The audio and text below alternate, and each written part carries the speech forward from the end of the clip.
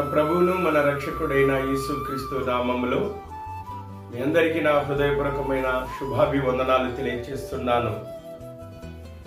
సత్యం haven ministry ద్వారా ఈ దినం మన అంశము ప్రత్యక్ష గుడారం.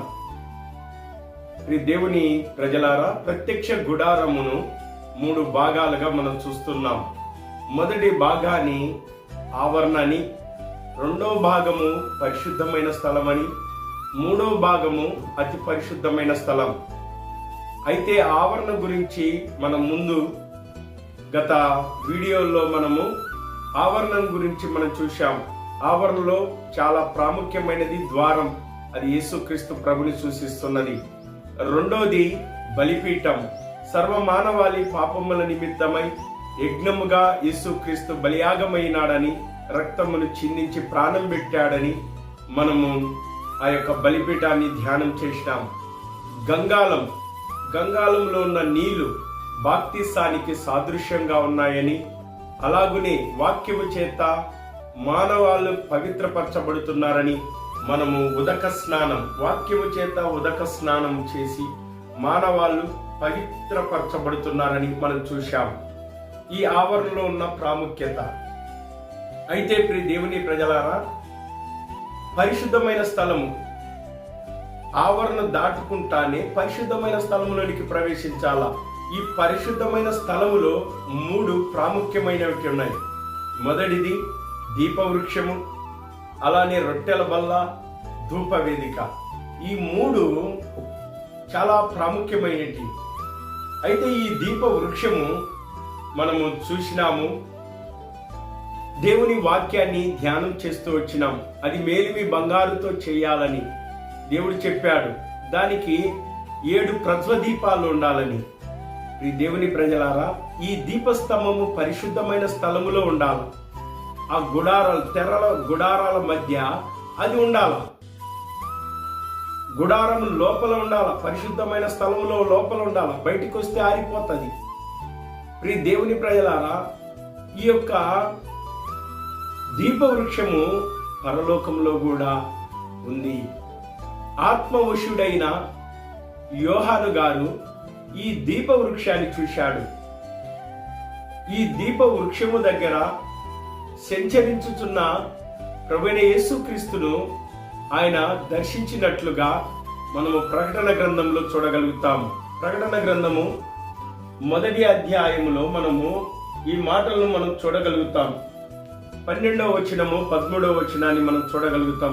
దేవుని ప్రజలారా, చూడండి, ఆ దీపవృక్షం ఎక్కడంటే పరలోకంలో ఉంది. 12వ వచనం, ఇది వినగా నాతో మాట్లాడుచున్న స్వరమేమిటని నేను చూడ తిరిగి తిరగగా 7 సువర్ణ దీపస్తంభములను, ఆ దీపస్తంభముల మధ్య మనిషి కుమారుని పోలిన ఒకరిని చూచి తిని.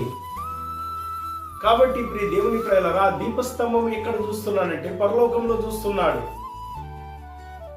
పరలోకంలో ఉన్న ఆ దీపస్తంభము భూమి మీద ప్రత్యక్ష గుడారములు, పరిశుద్ధమైన స్థలంలో దేవుడు పెట్టాడు. అది నిత్యము వెలగాలని మనం వాక్యంలో ధ్యానం చేసినాం. అయితే దీపము నరునిలోని ఆత్మ యెహోవా పెట్టిన దీపం. ఈ దీపము నిత్యము వెలగాల. భక్తిహీనుల యొక్క దీపము ఆరిపోతాదని మనం చూసినాము. ఆత్మను ఆర్పకుడి అని తెసలోనికలకు రాసిన పత్రికలో మనము వాక్యాన్ని ధ్యానం చేస్తూ వచ్చినాం. ఇప్పుడు ఈ ఆత్మను దేవుడు మన లోపల పెట్టిన ఈ దీపాన్ని ఎలా వెలిగించుకోవాలా, ఎలా వెలుగుతాది? సామెతల గ్రంథము 6వ అధ్యాయము 23వ వచనం మనం గమనించినట్లయితే, సామెతల గ్రంథము 6వ అధ్యాయము 23వ వచనము మనం గమనించినట్లయితే, దేవుని ప్రజలారా, ఆజ్ఞ దీపముగాను ఉపదేశము వెలుగుగాను ఉండును. దేవుని ఆజ్ఞ దీపమై ఉంది. కాబట్టి దేవుని ఆజ్ఞను ఎప్పుడైతే దేవుని మాటను మనం వింటామో మనలో ఉన్న ఆత్మ అనే దీపము వెలుగుతా ఉంటుంది. ఉపదేశము వెలుగుగాను, దేవుని మాటలు ఉపదేశము ఎప్పుడైతే నేను వింటామో అప్పుడు మనలో ఆత్మ వెలుగుతా ఉంటుంది. ఆత్మను వెలిగించేది దేవుని మాటలు.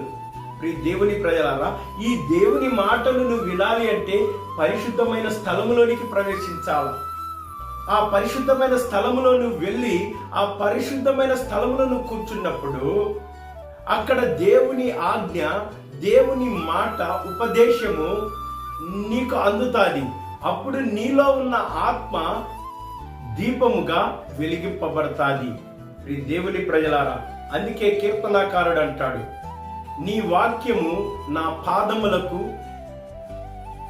వెలుగై ఉన్నది, నా పాదములకు వెలుగై ఉన్నది. 119వ కీర్తన 105వ వచనం. దేవుని ప్రజలారా, నీ వాక్యము నా పాదములకు దీపమును, నా త్రోవకు వెలుగై ఉన్నది. ఈ వాక్యం ఎలా ఉందంటే వెలుగుగా ఉందంట, దీపముగా ఉందంట. కాబట్టి సర్వ మానవాళి దీపము అంటే లోపల ఉన్న ఆత్మ ఆరిపోకుండా వెలిగించుకోవాలి అంటే నీకు ఏం కావాలంటే వాక్యం కావాలి. వాక్యము, నీ వాక్యము నా పాదములకు దీపము, నా త్రోవకు వెలుగై ఉన్నది, వెలుగై ఉన్నది. దేవుని ప్రజలారా, దేవుడు వెలిగించేవాడు, ఆయన దగ్గరికి వెళ్ళాలి. కీర్తనల గ్రంథము 18వ అధ్యాయం 28వ వచనం. కీర్తనల గ్రంథము 18వ అధ్యాయము 28వ వచనం మనం గమనించినట్లయితే దేవుడు సెలవిస్తున్నాడు, నా దీపమును వెలిగించువాడు నీవే, నా దేవుడైన యెహోవా చీకటిని నాకు వెలుగుగా చేయను. దావీదు మహారాజు అంటున్నాడు, నా దీపమును వెలిగించువాడు నీవే. దేవుడే మన లోపల ఉన్న ఆత్మని, ఈ దీపాన్ని వెలిగించేవాడు. దేవుని ప్రజలారా, ఈ దీపాన్ని వెలిగించడానికి ఆ వాక్యమై ఉన్న దేవుడు ప్రభువైన యేసుక్రీస్తు ఈ లోకానికి కన్యక గర్భవాసమున జన్మించాడు. ఆ దీపము ఎవరిని సూచిస్తుందంటే ప్రభువైన యేసుక్రీస్తుని సూచిస్తుంది. మీరు ఆ తమ్నెల్లో చూస్తున్న ఆ దీపము, ఆ దీప వృక్షము ప్రభువైన యేసుక్రీస్తుని సూచిస్తున్నది. ఎవరైతే యేసుక్రీస్తు యొద్దకు వస్తారో, ఆయన వెంబడిస్తారో, వాళ్ళ దీపం, ఆత్మ అనే వాళ్ళ దీపము వెలిగింపబడతాది. వారు చీకటిలో నడవక నిజమైన వెలుగు ఎవరంటే ప్రభువైన యేసుక్రీస్తు వారు. ఈ లోకమునకు నేను వెలుగై ఉన్నానని యేసుక్రీస్తు ప్రభుల వారు సెలవిచ్చారు. నన్ను వెంబడించువాడు చీకటిలో నడవక ఆశ్చర్యకరమైన జీవపు వెలుగును కలిగి ఉంటాడు అని ప్రభువైన యేసుక్రీస్తు వారు సెలవిచ్చారు. దేవుని ప్రజలారా, ఈ మాటలు వినుచున్న నీవు ఆ పరిశుద్ధమైన స్థలములో నీ ఆత్మను వెలిగించుకోవాలంటే నువ్వు యేసు యొద్దకు రావాలా. ఆయన నిన్ను వెలిగిస్తాడు, ప్రతి మనుషుణ్ణి వెలిగిస్తాడు. వెలిగించడానికి ఈ లోకానికి వచ్చాడు. దేవుని ప్రజలారా, బాప్తిస్మమిచ్చి యోహాను అంటున్నాడు, నిజమైన వెలుగుండును, అది లోకములోనికి వచ్చి ప్రతి మనుషుణ్ణి వెలిగించును. ఈ దినం నన్ను వెలిగించినాడు, ఈ మాటలు వినుచున్న నిన్ను వెలిగిస్తాడు, నీలో ఉన్న చీకటిని తీసివేస్తాడు. భక్తిహీనుల యొక్క దీపము ఆరిపోవును. శరీరాశ, నేత్రాశ, జీవపు డంబము వలన ఈ లోకములో ఆత్మను ఆర్పుకున్నారు. అయితే యేసు యొద్దకు వచ్చినప్పుడు నీ ఆత్మను వెలిగిస్తాడు. దేవుని ప్రజలారా, నీ దీపం నిత్యము వెలుగుతాది, నిత్య జీవాన్ని ఇస్తాడు. అతి భాగ్యము, ధన్యత ప్రభువైన యేసుక్రీస్తు వారు ఈ మాటలు వినిచిన మీ అందరికీ అనుగ్రహించునుగాక. ఆమేన్. సత్యం హెవెన్ మినిస్ట్రీ ఈ యొక్క ఛానల్ సబ్స్క్రైబ్ చేసుకోండి. దేవుడు మిమ్మును, మీ కుటుంబాలను దీవించి ఆశీర్వదించునుగాక. ఆమేన్. అందరికీ వందనాలు.